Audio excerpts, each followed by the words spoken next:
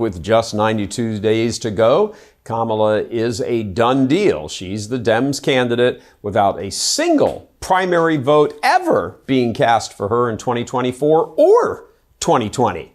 She is the female reincarnation of Obama, who still controls the entire swamp and its apparatus from behind the scenes. Remember, he's the only president to leave office and then set up a residence in D.C. He just needs to be close in the neighborhood so he can keep controlling things. All the other presidents just simply retire into obscurity. They go to the ranch and things are done, but not him. Kamala is rightfully earning the nickname "O Kamala," building on O Biden's brand, but even more to the left. As we see the race now settling in, we also see the world markets adjusting to it, and the word is crash. A large jump in unemployment announced just last week will force an interest rate cut, but it's only going to be cosmetic in order to help the Harris campaign, just like Biden's depleting of the strategic oil reserves by him to artificially lower gas prices last summer, and like shifting the burden of the national student debt is being done to capture younger voters who apparently didn't learn much as they were racking up those debts. By the way, we're all going to be paying that. The debts aren't canceled, they're just transferred. It's all a game of manipulation and fake images, from Kamala's ethnicity to her campaign rallies to all the communist blather about being unburdened by the past. Take a look at this. I can imagine what can be and be unburdened by what has been.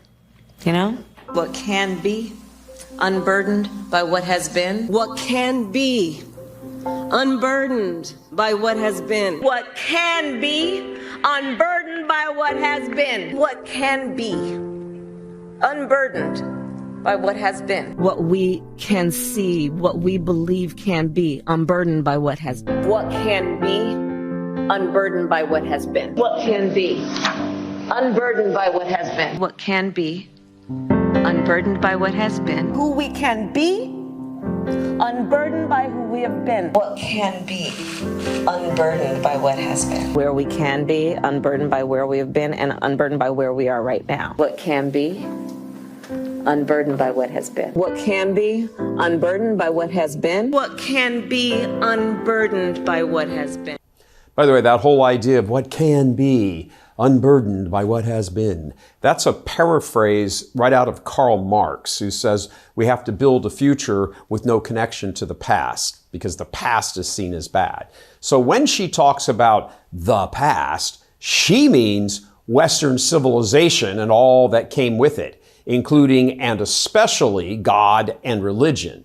She wants a new society unburdened by all that morality and patriotism. That's why she publicly supports women being pummeled by men in the boxing ring in Paris. She has to support that because it's all part and parcel of being unburdened by the past. Fairness, distinction between the sexes, two sexes, and just two. All of that must be jettisoned in the brave new world of Kamala. Christianity, especially Catholicism, which built Western civilization from the ashes of the Roman Empire, does of course recognize a hierarchy in the world, material as well as spiritual, but it also understands the hierarchy is in place for the benefit of those under it, not for the prospering of those on top. It's a civilization built on gospel values of charity and self-sacrifice for the good of the other, even if it has, admittedly, of course, been imperfectly executed over the millennia. It still strives for that and has made tremendous progress over those same millennia. If it had not been very successful, Kamala and her camp would not be hell-bent on destroying it. Fairness, liberty, freedom, these are Catholic Christian principles rooted in that past. The past communists want to be unburdened from. God love you. I'm Gary Michael Vorse.